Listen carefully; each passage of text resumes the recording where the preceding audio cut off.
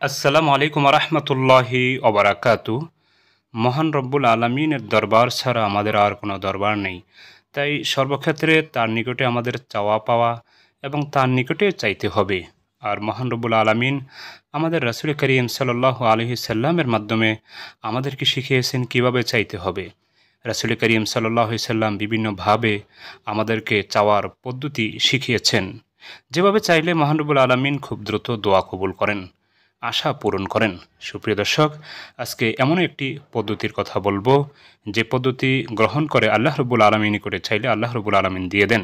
সুপ্রিয় দর্শক, সেই পদ্ধতি বর্ণনা করার পূর্বে আমি সকলকে অবগতির জন্য বলছি, আমি আমার চ্যানেল ইসলামিক লাইফ এবং আমানত চ্যানেল বিডি ও মারকাজুন নূর আল ইসলামিয়াতে যত সহি দোয়া দুরুদ জিকির তাসবিহ ইস্তেগফার দিয়েছি সেগুলি নিয়ে একটি বই লিখেছি। বইটির নাম দিয়েছি কোরআন ও সহি হাদিসের ভিত্তিতে নববী দোয়া। সুপ্রিয় দর্শক, এই বইটিতে বিশেষভাবে নবীজি সাল্লাল্লাহু আলাইহি সাল্লামের 5টি বিষয় পাবেন সহি শুদ্ধভাবে দোয়া, দুরুদ, জিকির, তাসবিহ ও ইস্তেগফার। সুপ্রিয় দর্শক, বইটিতে রয়েছে প্রায় 700 দোয়া, দুরুদ, জিকির, তাসবিহ, ইস্তেগফারের বিশাল ভাণ্ডার। প্রত্যেকটি দোয়া দুরুদের বাংলা উচ্চারণ, অর্থ, সে সম্পর্কিত নবীজির হাদিসের অর্থ এবং রেফারেন্স এবং সহি কিনা সে বিষয়ে আলোচনা করা হয়েছে। এমন একটি বই যদি আপনাদের হাতে থাকে তাহলে এই কয়েকটি বিষয়ে অন্য কিছু চিন্তা করতে হবে না।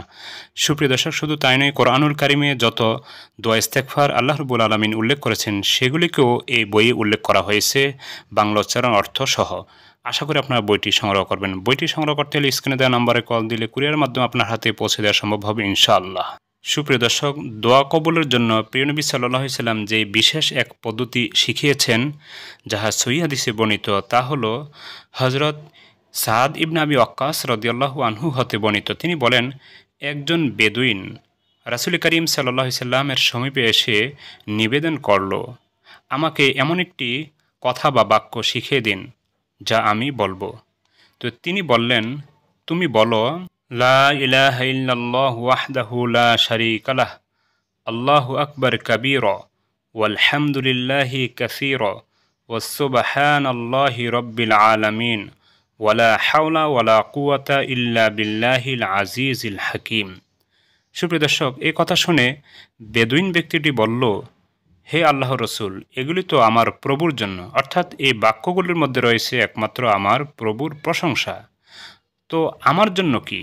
তখন রাসূল করিম সাল্লাল্লাহু আলাইহি সাল্লাম বললেন, তুমি বলবে, আল্লাহুম্মা গফিরলি ওয়ারহামনি ওয়াহদিনি ওয়ারজুকনি।